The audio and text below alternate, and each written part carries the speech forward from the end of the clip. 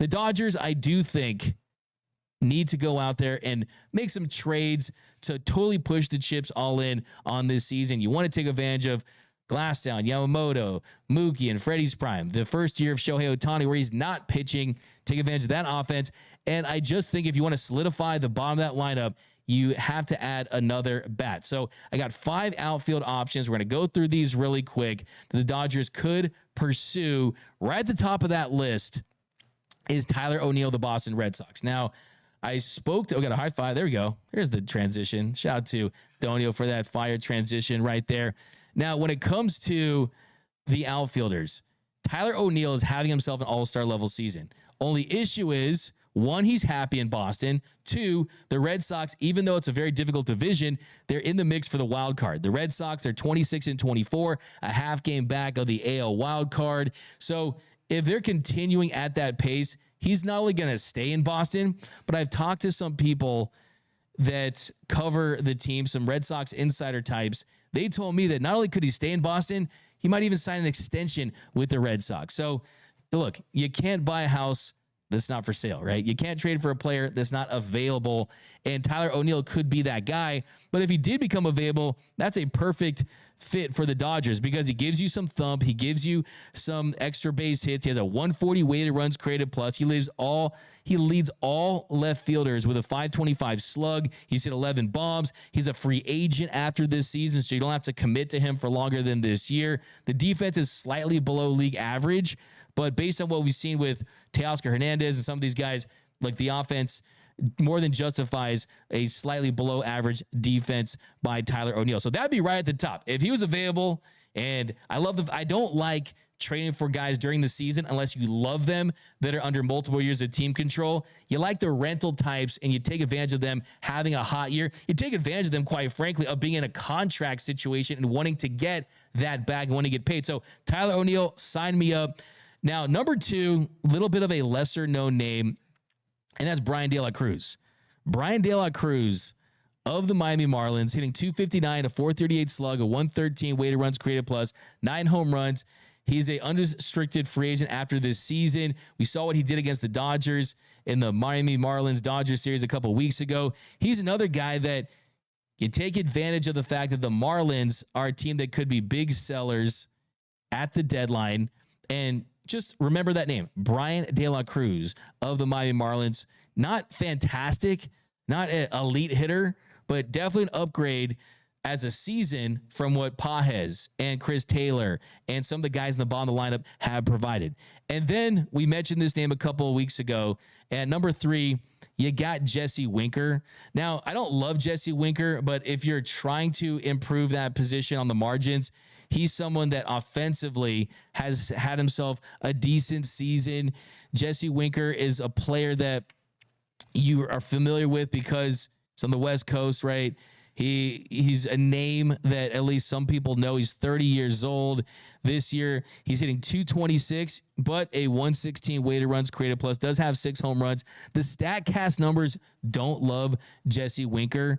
He's around league average when it comes to expected batting average, expected slug, the bat speed that's in the 16th percentile. Doesn't chase, walks a good amount in the 85th percentile, but defensively is a -6 outs above average. But the pros for him is he is an above average hitter. He can get on base to a degree, and he's on an expiring contract as well. Don't love Jesse Winker, but he's a name that most likely is going to be moved. And then the name that all you guys have always asked me about, and I like this is from, who says this? Peter Pan Dammy says, "Oh, we out here scrap heaping now, huh?" You know what? Look, half of my meals are off dollar menus from fast food restaurants. I love the dollar menu, but I think some of these are a little better than that. But a lot of names you guys always throw out there. This is one that I know gets people excited, and that is Randy Arozarena. Randy Arozarena, he's got that additional intangible, that charisma, that je ne sais quoi that people love as far as someone who is a fan favorite. And you want someone that's got that dog in him. Dodger dog of the game. You want someone that got that dog in him. He's got the X-Dog that's off the charts. Unfortunately for Randy Arozarena, there's 2 things that I think are working against him as far as him being a viable trade target for the Dodgers. The one at the top is heading into the season, he was still under 3 more years of team control. Anytime you have multiple years of team control and you're dealing with the Tampa Bay Rays, they are going to ask for a lot of prospects in return. And yes, if it's the right player, that makes a lot of sense. But Randy Arozarena is having himself a down season. On the year, he's hitting 162. He has a 73 weighted runs created plus. He's just been struggling to be the guy that he was. And then you look at, okay, let's look under the hood a little more. Do the advanced stuff love him? Do the advanced numbers support him coming out of this funk? If you look at the expected batting average, and this is based on quality of contact, right? How hard does he hit the baseball on a given at-bat? 5th percentile in expected batting average, 25th percentile in expected slug. Average exit velocity, 75th percentile. Bat speed, 67th percentile. The chase has been better, not chasing as much at this point of his career, but the strikeout rate is in the 12th percentile. The whiff rate is in the 4th percentile. So to trade for a player like that, unless you are getting him at a heavily discounted rate, it's a big gamble. It's an extremely big gamble. The defense is at -1 when it comes to outs above average. But let's look, maybe with the Dodgers in this situation, you say, you know what? The age is 29 years old. The talent's still there. We saw what he did in the World Baseball Classic.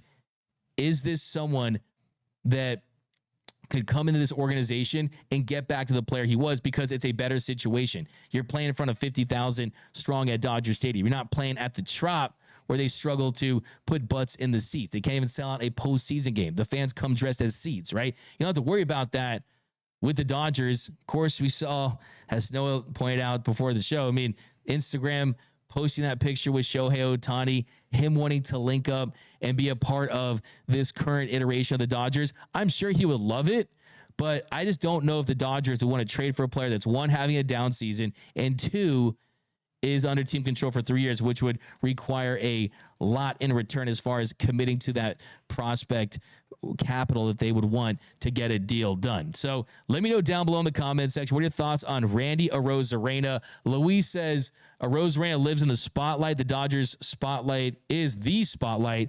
Said spotlight a lot there. I like it. Flyer take. How about you, Tonio? Tony Taters, I know you're on board. You're all in. You'd probably pick him up at the airport and you guys would listen to Van Halen all the way to Dodger Stadium, right?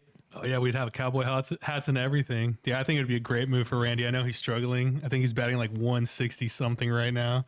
Obviously not good, but with no doubt in my mind, if he comes here to Los Angeles, the people would take him with open arms. Just the culture. Everybody knows the Mexican, Latino community here would freaking love that guy here. I know he would thrive. I know he'll probably hit like 5 home runs in a row, but it would be awesome. I'm all on board for Randy Arozarena por Los Angeles. Fight Rackham. It's a fire take from my man Tony Taters over there. Tonio, I was bringing that. Look, here's the thing. He could be your classic change of scenery guy. He could be a guy that you throw into the spotlight. There's no player in Major League Baseball outside of a select few that would embrace it more than Randy Arozarena. And the last guy is Connor Joe. Connor Joe, he's under team control until 2027. This season, he's hitting 268 with a 123 weighted runs created plus, 6 home runs, 10 doubles on the year. The team control would be a lot, but I don't think he's someone that you could really ask for a lot in return just because he doesn't have a track record like a Randy Arozarena. So he's someone that could be traded at the deadline.